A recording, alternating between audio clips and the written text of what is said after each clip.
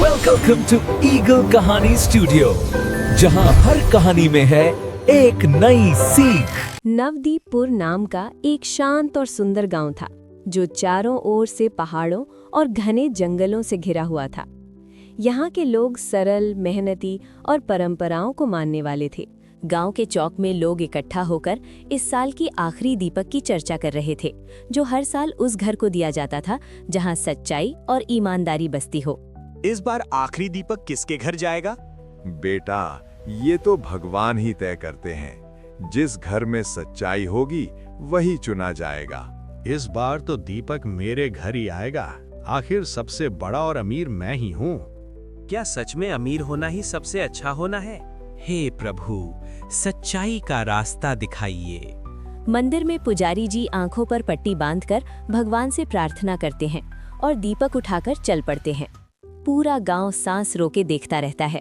धीरे धीरे चलते हुए वे एक छोटे और साधारण घर के सामने रुक जाते हैं। वो घर आरव का होता है।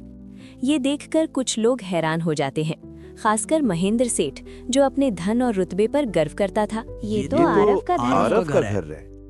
ये गलत है। एक गरीब लड़का कैसे योग्य हो सकता है?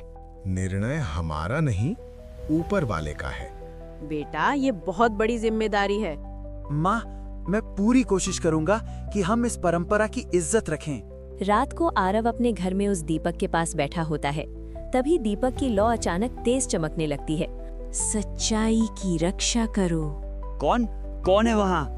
अगली सुबह गांव में अजीब घटनाएं होने लगती हैं। मेरी फसल सूख रही है। कुएं का पानी भी कम हो गया है। देखा, मैंने पहले ही कहा था, गलत घर में दीपक जाने का यही नतीजा है। लोग डर और शक में घिर जाते हैं और कुछ लोग इस सब का दोष आरव और उस दीपक को देने लगते हैं। क्या ये सब मेरी वजह से हो रहा है? सच्चाई कभी नुकसान नहीं करती बेटा। असली कारण कहीं और है, उसे ढूंढो। रात के अंधेरे में आरव सच्चाई की तलाश में निकलता है और महेंद्र सेठ के गोदाम तक पहुंचता है। वहां वो देखता है, मुझे देखना होगा कि यहाँ क्या हो रहा है। ये क्या, इतना सारा पानी और ये खराब बीज। गांव वाले कभी नहीं जान पाएंगे कि उनकी परेशानी की वजह मैं हूँ।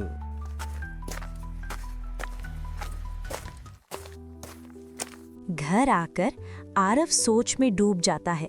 अगर मैंने सच बताया तो सेठ जी मुझसे नाराज हो जाएंगे, लेकिन अगर नहीं बताया तो पूरा गांव परेशान रहेगा। वो दीपक की ओर देखता है। लौ फिर चमकती है। सच्चाई की रक्षा करो। मैं सच का साथ दूंगा, चाहे कुछ भी हो जाए। अगले दिन गांव की सभा में आरव हिम्मत जुटाकर सबके सामने सच बता देता है। पूरा गांव इकट्ठा होता है। मुझे कुछ कहना है। क्या कहेगा ये बच्चा? गांव की सारी परेशानियों की वजह महेंद्र सेठ हैं। भीड़ में हलचल मच जाती है। झूठ, ये लड़का झूठ बोल रहा है। अगर आपको यकीन नहीं तो उनके गोदाम की जांच कर लीजिए। कुछ लोग गोदाम में जाते हैं।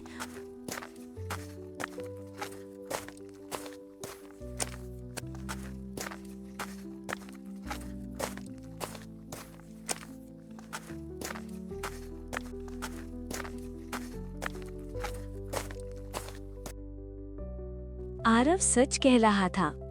सेठ जी ने हमसे धोखा किया। मुझे माफ कर दो, मुझसे गलती हो भी। लालच ने तुम्हें अंधा बना दिया। तुम्हें गांव छोड़ना होगा। महेंद्र सेठ सिर झुकाकर चला जाता है। कुछ ही दिनों में गांव की स्थिति सुधर जाती है। मेरी फसल फिर से हरी हो गई। कुएं का पानी भी वापस आ गया। दीपावली की आखिरी रात पुजारी जी ने सबको मंदिर में इकट्ठा किया। आखिरी दीपक ने अपना काम कर दिया। इसने सच्चाई को उजागर किया। तुमने हमें बचा लिया। मैंने सिर्फ वही किया जो सही था। दीपक की लौ शांत और स्थिर जल रही थी, जैसे वो भी खुश हो।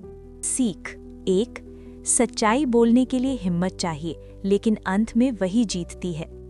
2, लालच इंसान को अंधा बना देता है।